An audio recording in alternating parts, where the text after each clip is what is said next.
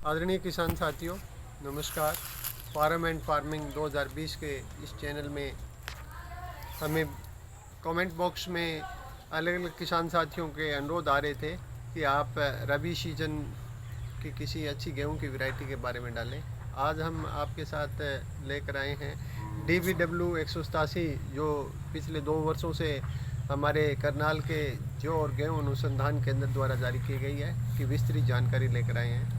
किसान साथियों, यह गेहूं उत्तर भारत के लिए पिछले वर्ष ही करनाल के केंद्र ने जारी की है, जिसकी औसत उत्पादन क्षमता 80 मन प्रति एकड़ हरियाणा के लिए है। सबसे ज़्यादा यील्ड देने वाली यह वैरायटी है।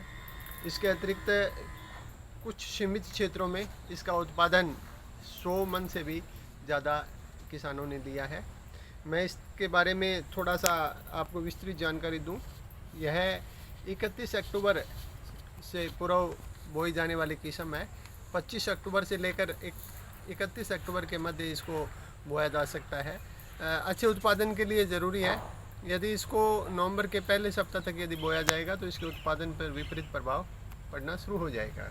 इसके लिए जो किसान भाई इस गेहूं को बोना चाह रहे हैं वो कुछ विशेष बातों का ध्यान रखें।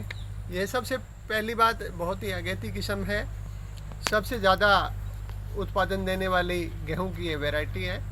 मार्च मास में इस गेहूं में एक सबसे बड़ी विशेषता है कि मार्च के महीने में इस गेहूं को पानी दें या ना दें, इस चीज़ से इसके उत्पादन पर कोई नकारात्मक प्रभाव नहीं पड़ता है। प्राय देखा गया है कि हमारी जो परंपरागत वैरायटीज़ है 3086 है, 2963 है, 2851 है, यदि इनको हम लास्ट पानी अच्छी तरीके से ना दे पाएँ तो इनके उत्पादन पर नकारात्मक प्रभाव पड़ता है। इनका जो दाना होता है वो छोटा हो जाता है। लेकिन अनुसंधान से ये पता चला है कि इसमें मार्च माह के पानी का कोई ज़्यादा नकारात्मक प्रभाव इस पर नहीं पड़ रहा है।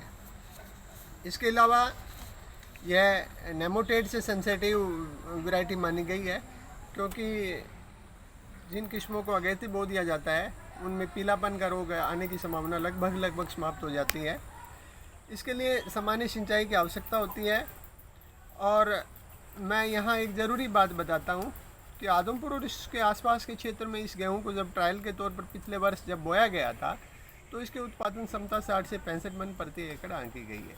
बहुत से कारण रहे थे पिछले वर्ष, क्योंकि बूढ़ की अवस्था में पिछले वर्ष बारिश आ गई थी और गेहूँ में जब भी बाली निकलने के बाद जब बूढ़ की अवस्था होती है, यदि बारिश आ जाती है तो उससे उसके उत्पादन पर कमी जो है वो प्राय देखने को मिली है।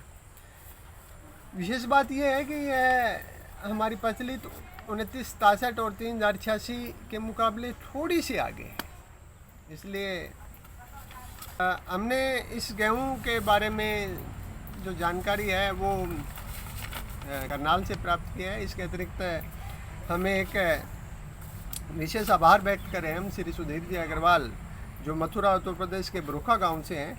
आपने 45 से ज़्यादा वैरायटी लॉन्च करने में हमारे पूसा इंस्टीट्यूट दिल्ली केंद्र के विभिन्न इंस्टीट्यूट की मदद की है। मेरा चैनल आपका तहे दिल से आभार व्यक्त करता है। मैं किसान साथियों को स्पष्ट करना चाहता हूं कि दृष्टि दोष के कारण यदि इन आंकड़ों में कोई त्रुटि हो गई है तो हम इसमें संशोधन करने के लिए स्वतंत्र है। जय हिंद, नमस्ते, जय भारत।